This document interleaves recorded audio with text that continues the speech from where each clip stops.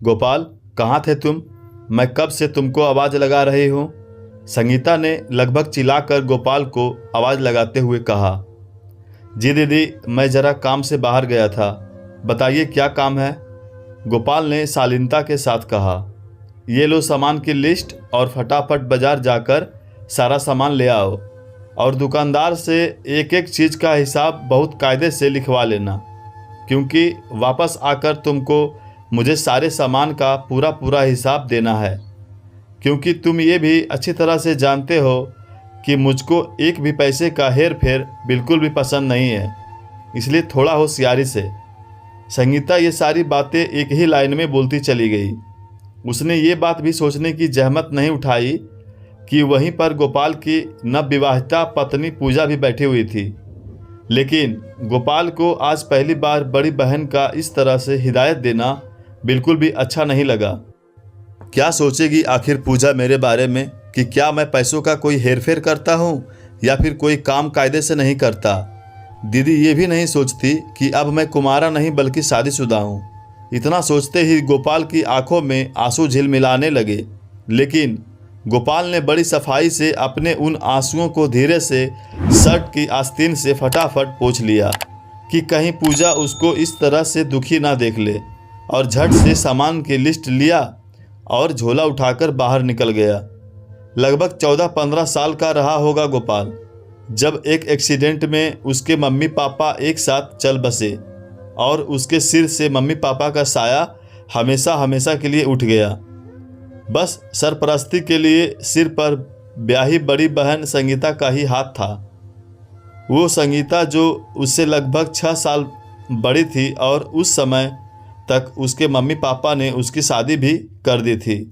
और जिस समय गोपाल के मम्मी पापा ने इस दुनिया से विदाई ली, उस समय तक तो गोपाल ने सिर्फ हाई स्कूल ही पास किया था और उम्र के हिसाब से बहुत ही भोला भाला, ज़्यादा चतुराई चालाकी उसको वैसे भी नहीं आती थी। जैसा जैसा बड़ी बहन उस समय कहती गई वैसा गोपाल चुपचाप करता गया, क्योंकि माँ बाप का साया एक साथ सिर से उठ जाने के कारण गोपाल बहुत ही ज़्यादा दुखी था।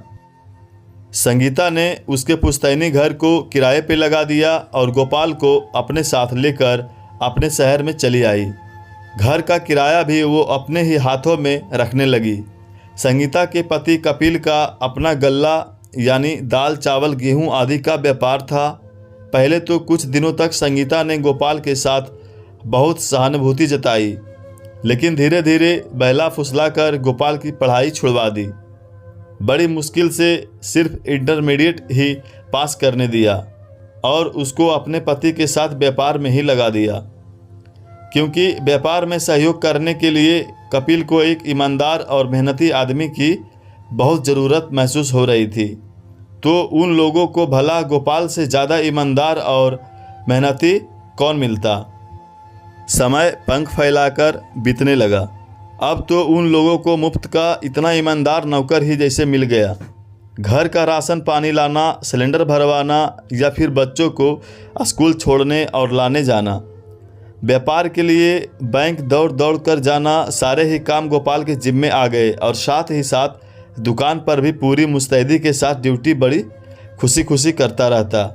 लेकिन गोपाल जब भी घर से रुपये लेकर सामान लेने के लिए बाजार जाता, संगीता रुपये पैसों के लेन देन के बारे में हिदायत ज़रूर दे देती कि कहीं गोपाल कुछ रुपये चुरा ना ले।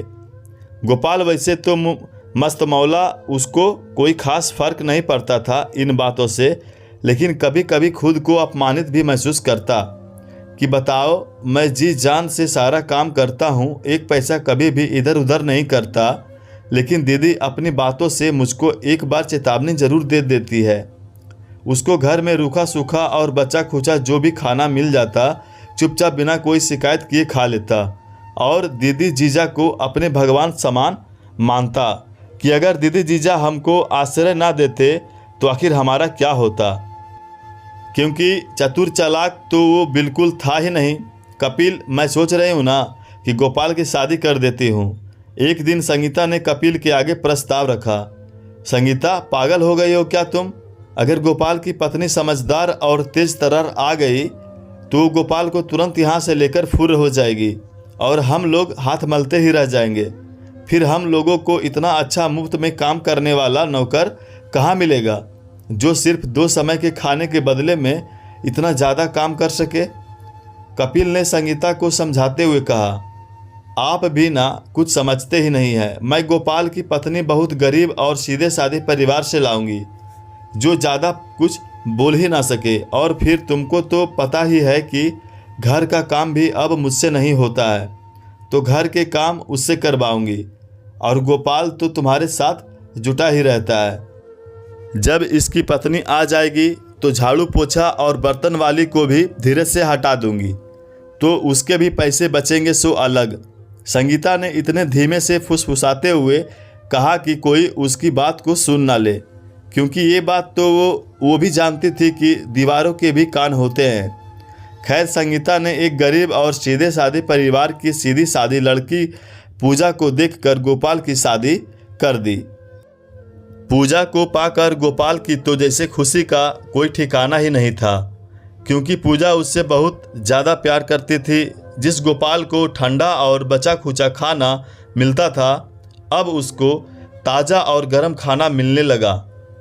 जहाँ गोपाल ठंडी और बासी थर्मस में रखी चाय पीने को तरस जाता था, वहीं अब उसको गर्मा गर्म ताज़ी चाय मिलने लगी। जहाँ वो अक्सर मैले कुचैले कपड़े पहने ही नज़र आता था, वहीं अब तो साफ सुथरे कपड़े पहने नज़र आने लगा। गोपाल यही सोच सोचकर बहुत खुश होता कि चलो, मम्मी पापा के जाने के बाद कोई तो मुझको प्यार करने वाला आ गया। लेकिन ये सब संगीता को फूटी आँख ना सुहाता और वो पूजा के ऊपर गुस्सा उठती। पूजा, मेरी एक बात कान खोलकर सुन लो। ऐसा है कि ये बार बार रोटी सेकने और बार बार चाय बनाने में गैस का बहुत खर्चा हो जाता है। एक बार में ही सब बनाकर रख दो, जिसको जब मौका मिलेगा तब वो खा पी लेगा। हमारे यहाँ हर समय गैस जलाने का रिवाज नहीं है। संगीता बहुत ज़्यादा उस समय चिनकते हुए पूजा से बोली, जब वो गोपाल को गर्मा गर्म रोटियां खिला रही थी। लेकिन दीदी, कोई बहुत ज़्यादा फर्क नहीं पड़ता। अगर मैं ताज़ा खाना और ताज़ी चाय बनाकर दूंगी तो ये ज़्यादा अच्छी तरह से खा पी सकेंगे। पूजा बहुत नम्रतापूर्वक बोली, अभी कल ही डोली से उतरी हो और आज हमको ही 3 पाँच सिखा रही हो, जैसे मुझको कोई समझ ही नहीं है। जितना कहती हूँ मैं तुमसे उतना ही करो। ये तो हमारा एहसान मानो जो हम उसको अपने साथ ले आए, वरना उसको कौन रखता, कौन खिलाता पिलाता, पड़ा होता किसी कोने में। संगीता इतना कहकर अपने कमरे में चली गई। उसने ये भी नहीं सोचा कि वो ये सब अपने सगे छोटे भाई के लिए बोल रही है। पूजा की आंखों में भी नमी सी तैर गई। खैर, उस समय गोपाल भी एक ही रोटी खाकर उठ गया और खाना तो पूजा के मुंह में भी नहीं गया। इसी तरह से तिरस्कृत होते हुए दोनों पति पत्नी रह रहे थे। जो बातें पहले गोपाल बेफिक्र होकर सुन लेता था, अब कहीं ना कहीं वो बातें दिल में दर्द देने लगी, क्योंकि अभी तक वो तो सिर्फ अपना ही अपमान सहन कर रहा था और अब पत्नी के भी अपमान का घूंट पीना पड़ रहा था। देखो ना, मैं तुमसे कहती थी कि गोपाल की पत्नी भी हमारे घर बिल्कुल नौकरानी बनकर ही रहेगी। वही हो रहा है। मैं तो बिल्कुल ठाठ से रहती हूँ, ना किसी बात की जिम्मेदारी, ना कोई टेंशन। तुम बेकार में ही डर रहे थे। अब तो मैं जिंदगी भर सेठानी बनकर रहूँगी और तुम सेठ बनकर, और ये दोनों पति पत्नी हम लोगों के नौकर नौकरानी बनकर। संगीता ने बड़ी बेशर्मी के साथ कपिल से कहा। स्वार्थ के कारण वो भी ये भूल गई थी कि गोपाल उसका छोटा भाई है और पूजा उसकी छोटी भाभी। संगीता बिल्कुल सही सोच रही थी। वैसे तो बनिया मैं भी हूँ, लेकिन तुम तो मुझसे भी ज़्यादा होशियार निकली। कपिल भी बेशर्मी की हंसी हंसते हुए बोला। इत्तेफाक से उस समय गोपाल किसी काम के लेन देन के हिसाब के लिए कपिल के कागज़ पर हस्ताक्षर करवाने के लिए आया था, और उसने जैसे ही संगीता के मुंह से अपना और पूजा दोनों का नाम सुना तो वहीं दरवाजे पर ठिठक गया कि ज़रूर ये लोग हम दोनों की प्रशंसा कर रहे होंगे कि हम लोग कितनी अच्छी तरह इन लोगों का साथ निभा रहे हैं, लेकिन ये क्या, ये लोग तो हम दोनों को नौकर नौकरानी बनाने पर तुले हुए हैं। हे भगवान, मेरी बड़ी बहन होकर भी इतनी बड़ी जालसाजी हम लोगों के साथ कर रही है। और इससे आगे वो कुछ भी नहीं सुन सका, तुरंत उल्टे पांव वापस चला गया। इधर जैसे ही पर्दा सरसराया, संगीता बाहर की ओर लपकी और उसने गोपाल को अपने कमरे में जाते हुए देख लिया। और तभी उसने ये भी देखा कि गोपाल पूजा का हाथ पकड़कर उसके कमरे की ओर आ रहा था। और जैसे ही उसको संगीता दिखाई पड़ी वैसे ही बोला, दीदी, मैं तो अज्ञानता आपका नौकर बन ही चुका था, लेकिन अब मेरी पत्नी आपके घर की नौकरानी बिल्कुल भी नहीं बनेगी। आज और अभी हम दोनों इस घर को हमेशा हमेशा के लिए छोड़कर जा रहे हैं, क्योंकि अब हम दोनों को आप दोनों का कोई भी एहसान नहीं चाहिए। मैं नहीं चाहता कि कल को हमारे बच्चे हों और वो भी इस घर में तिरस्कृत भरी जिंदगी सहे।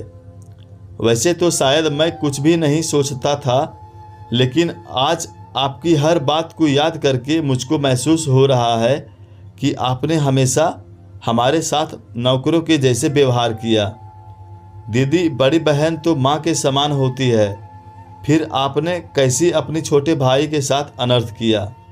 आप स्वार्थ में इतना गिर गई कि अपने भाई और भाभी को ही नौकर नौकरानी बनाने की सोच डाला। धिक्कार है आपकी सोच पर दीदी। अब हम लोग एक पल भी इस घर में नहीं रहेंगे। हमारा घर तो हमारे पास है ही, और हम दोनों मिलकर इतनी मेहनत करेंगे कि जिससे हम लोग पूरी तरह से स्वाभिमान की जिंदगी व्यतीत कर सकें। ये सब कहते कहते जैसे गोपाल का शरीर थरथराने सा लगा, और उधर तब तक कपिल भी गोपाल की आवाज़ सुनकर बाहर निकल आया था। तुम होश में तो हो ना गोपाल? एक तो हम लोगों ने तुम्हारे ऊपर एहसान किया और तुम बदले में हम लोगों को आंखें दिखा रहे हो। कपिल रिश्तों की मर्यादा भूलकर चिल्लाते हुए बोला, जीजा जी, ये तो आप भी खुद अच्छी तरह से जानते हैं कि आप लोगों ने एहसान किया था या एहसान फरामोशी, लेकिन अब मेरी आंखें के आगे से पर्दा हमेशा हमेशा के लिए हट गया है। गोपाल रोते हुए बोला, अरे गोपाल, तुम शायद गलत समझ रहे हो, ऐसा कुछ भी नहीं है। तुम लोग आराम से इस घर में रहो, तुम लोगों को कोई भी दिक्कत नहीं होगी। संगीता शब्दों में मिठास घोलते हुए बोली, क्योंकि अब तो बाजी पलट गई थी। एक साथ घर और दुकान को संभालने वाले चले जा रहे थे। नहीं दीदी, अब मैं सब कुछ समझ गया हूँ। मेरी आंखों पर पड़ा पर्दा हमेशा के लिए हट गया। आपको अपनी बहन कहते हुए भी लाज आ रही है। और गोपाल पूजा का हाथ पकड़कर घर के बाहर निकल गया। संगीता और कपिल उन दोनों को जाते हुए चुपचाप देखते रहे और सोचते रह गए कि हमारे घमंड ने हमें अपने भाई से हमें हमेशा के लिए दूर कर दिया।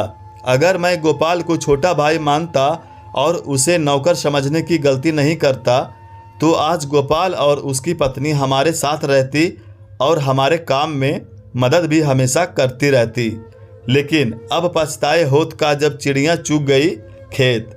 पाठकों, गोपाल ने सही किया अपने दीदी के साथ या गलत, हमें कमेंट बॉक्स में ज़रूर बताएं। और इसी तरह की पारिवारिक कहानी सुनने के लिए हमारे चैनल को सब्सक्राइब ज़रूर करें। धन्यवाद।